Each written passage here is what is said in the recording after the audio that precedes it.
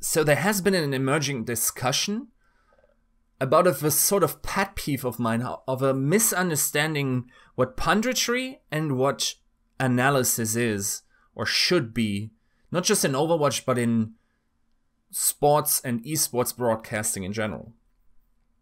So this topic came up when I saw the reception of Volomel's appearance on the Oversight episode, on the Mega episode, and he received pointed questions by Thorin and Monty that were all very fair in their approach. And when they had the appearance of not being fair, they were expressed as such, so as to not bait him into a statement that he later could not back up on. So Volomel then answered with vague terms. He used adjectives that were non-definitive.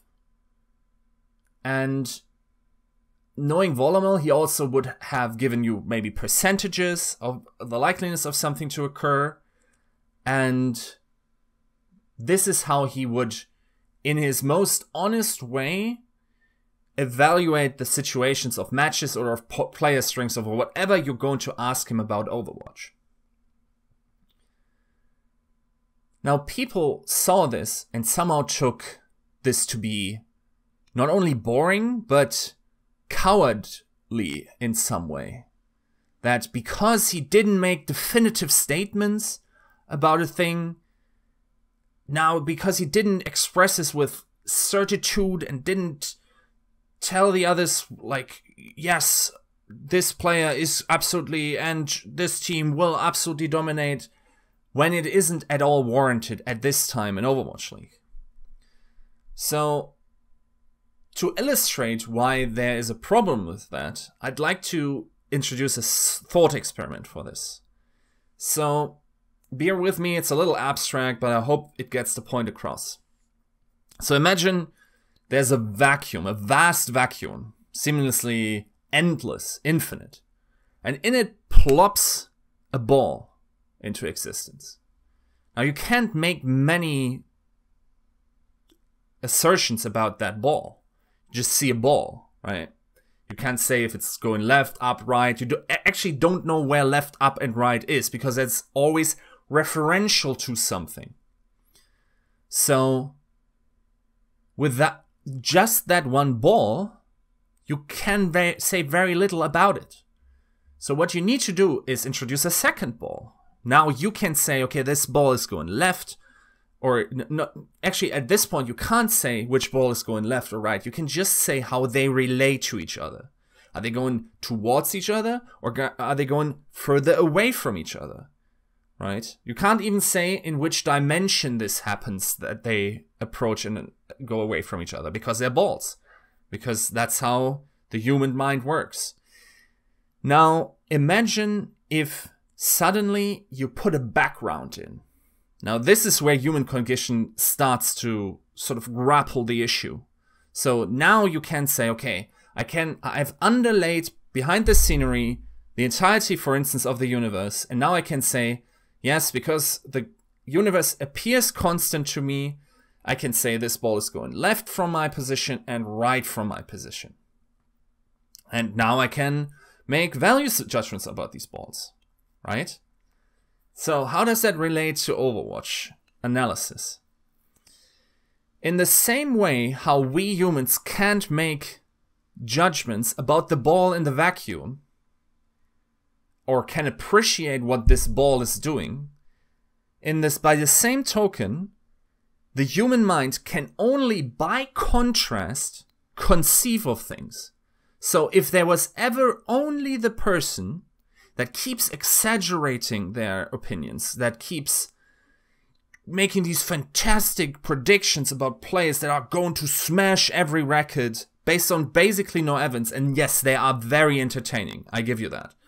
But if it was ever only that, imagine what your emotion would be. Do you think that would be very fantastical? I don't think, like, naturally it wouldn't be. The human mind can only conceive meaning of what is and what isn't. So you need a contrast in order to make it enjoyable and make it actually two different things. So why then do you need people like Volomel? To tell it how it is. You need the reality baseline. Someone that with authority, with the grind that someone like Volomel did. And if you actually look at this guy's output, he puts out an article every day. It's very hard to find anyone else that has worked as much in Overwatch, especially in writing, as Volomel has. So he has a lot of experience in that storytelling. And not only has he mastered that, but yes, in his writing, he has also mastered the ability to tell reality how it is, to make reality exciting.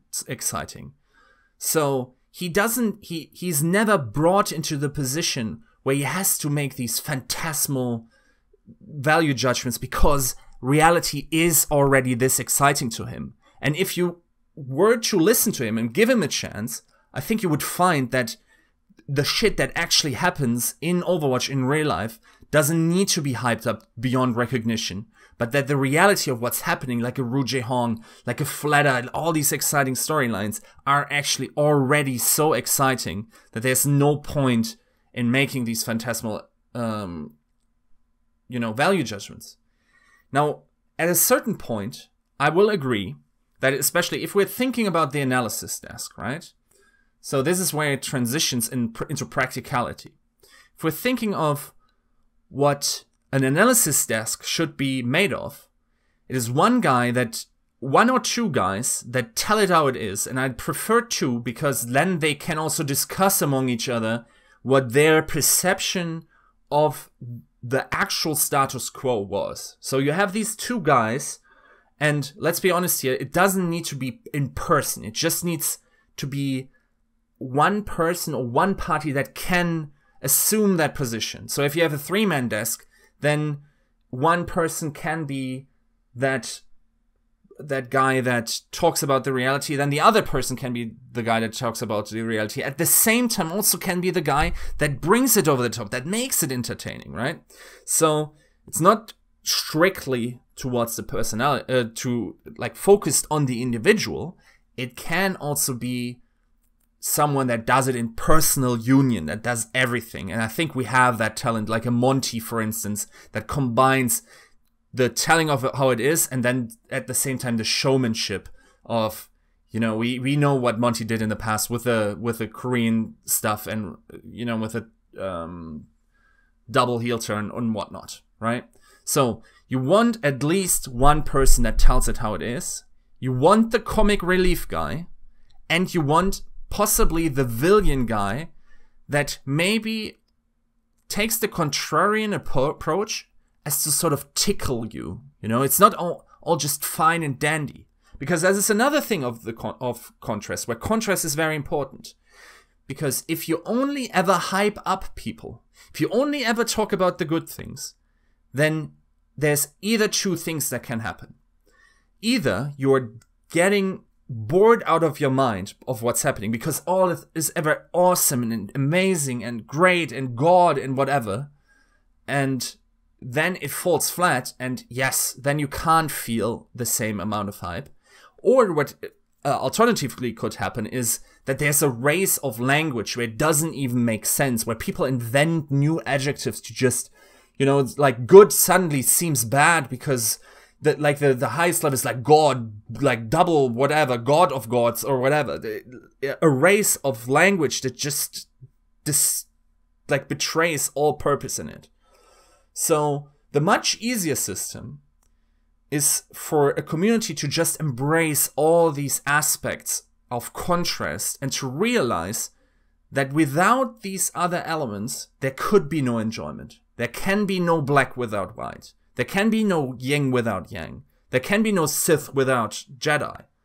I guess now both of them can't. You know what I mean, right? So at this point in time, I find it almost ignorant to shoot the messenger of truth just because he appears boring somehow, and you didn't even give him a chance, and you don't realize what he does for your enjoyment, because he's just as important as a contrasting element to the guy that tells you these amazing stories and knows how to rap it very well, because by contrast, you learn to appreciate what this other guy, this showman, brings to the table. I hope to have made this point here very clear, and I hope this sort of helps you appreciate the entirety of an analysis desk, and also, to a greater extent, also, of course, a cast. Thanks for listening.